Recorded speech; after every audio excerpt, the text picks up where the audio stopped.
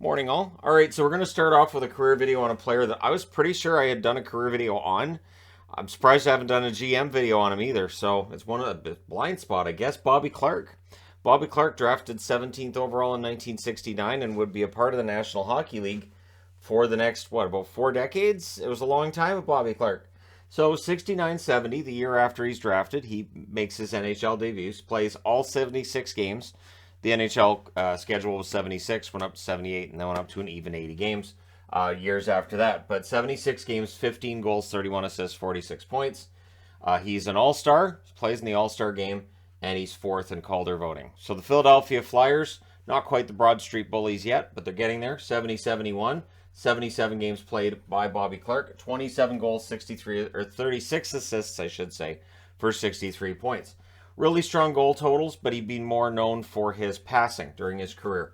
In the playoffs, he adds 1 assist in 4 games, and he plays in the All-Star game yet again. 71-72, plays 78 games, 35 goals, 46 assists, 81 points.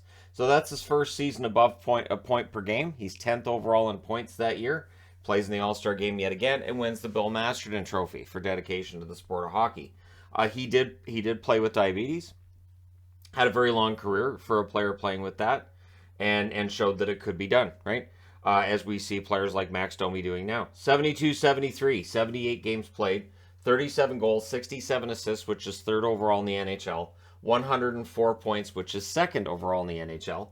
In the playoffs, he adds 2 goals to go with 6 assists for 8 points in 11 games. He goes to the All-Star game yet again, wins the Hart Trophy, wins the Pearson Trophy, which of course is now the Ted Lindsay. And he was a 2nd-team All-Star. So he's accumulating quite the hardware and a lot of attention. But the one thing that they really want, they get in 73-74, they being Philadelphia. 77 games, 35 goals, 52 assists, 87 points. So the goals stay about the same. The assists drop quite a bit. But in the playoffs, he adds 5 goals, 11 assists for 16 points in 17 playoff games. Plays in the All-Star game, 2nd-team All-Star, but most importantly wins his first Stanley Cup ring. The Broad Street Bullies, they did bully teams around. There's plenty of writings from the mid-70s about how they're ruining the game and all this, but they won the Cup. So that means you're going to have teams trying to copy that style. That's going to happen.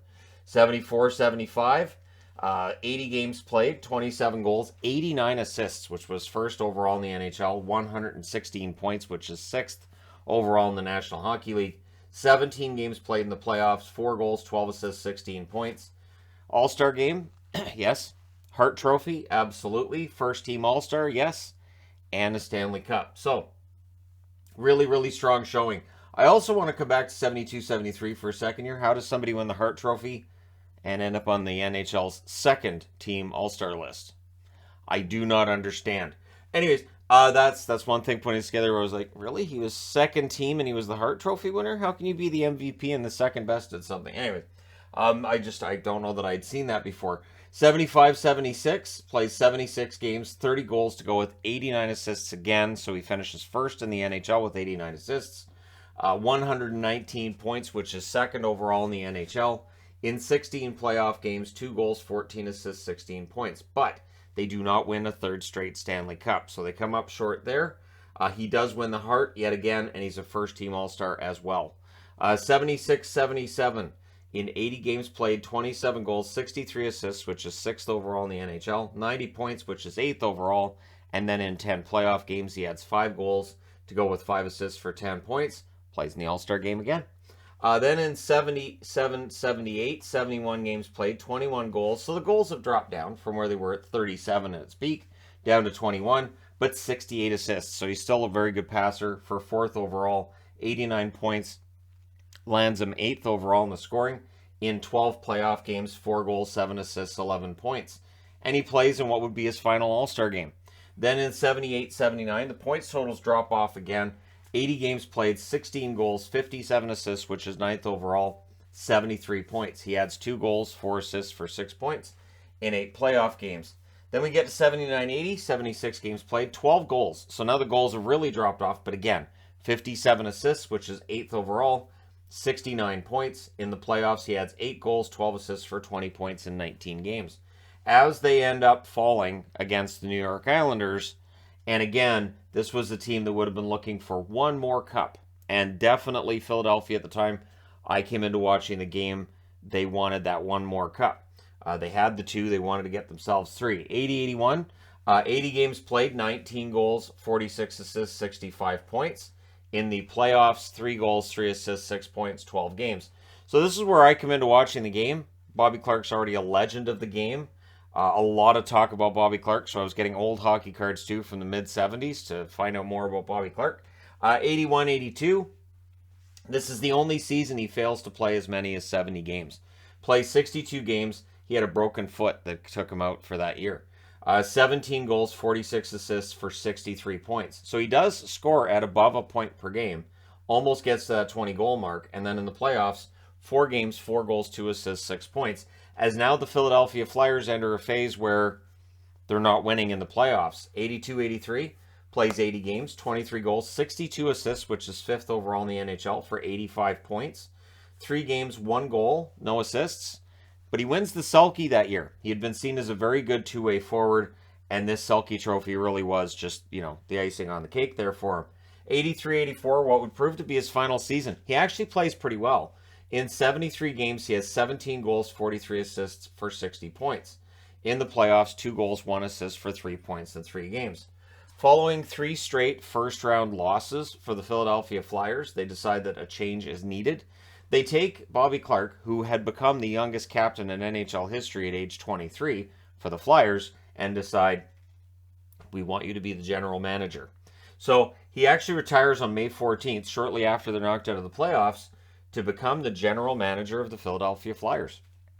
And it is remarkable. It would be like at the end of Crosby's career, he's suddenly the GM of the Penguins. Like it's odd. Not as odd as Garth Snow becoming the GM of the New York Islanders. That, I will say, was odder.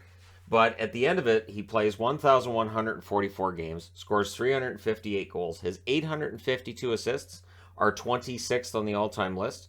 1,210 points, which is 46th on the all-time list. And he recorded 1,453 penalty minutes. Being a member of the Broad Street Bullies, he was not shy of going into a scrum if he needed to, knocking out a couple of teeth of his own if he needed to as well to make a play or block a shot. And so Bobby Clarke's mostly toothless grin with the Stanley Cup is one of those endearing images in hockey history. In 136 playoff games, 42 goals to go with 77 assists for 119 points. He did have some game winners in the playoffs as well. He scored the game-winning goal at 12 minutes and 1 second of overtime in Game 2 against the Boston Bruins in the 1974 final. Boston had been up 1-0. After that, the momentum was with Philadelphia. They did win that series in 6. Then he scores the game-winning goal at 2:56 of overtime in Game 2 against the New York Islanders in 1975 in the semifinal, as the Islanders are trying to get over the hump. And so Philadelphia was up 2-0. They won that series in 7. So it did tighten up, but they did win that series. Then in 1980, he had the game-winning goal at 8 minutes and 6 seconds of overtime in Game 1. That's the first-round series. That was a 3-game sweep of the Oilers. And that was the first chance for people to say, this Gretzky kid, I don't know if he's got what it takes to score in the playoffs and play in the playoffs. The Flyers definitely making it quite apparent they weren't ready yet. They were going to be ready soon, but they weren't ready yet. So he makes it into the Hall of Fame in 1987. That would have been the first year he was eligible. 1976, he won gold with Canada at the Canada Cup. And 1982, he got a bronze medal at the World Championships. Not World Junior, he was good, but did not qualify for the World Juniors 13 years after he was drafted. So as funny as that would have looked, it just would have been wrong. So Bobby Clarke, quite the career. And again, it's interesting that he retires to become general manager, but he is a player that kind of knew when to get out. He did not hang on for too long. It's one of those things with Hall of Famers that can happen where players just stick around a little bit too long.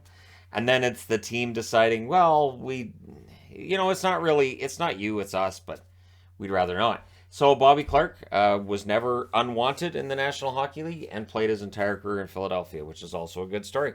And he is still their leading scorer all time. I think he's going to stay at the top of their all-time leading scorer list for quite some time to come.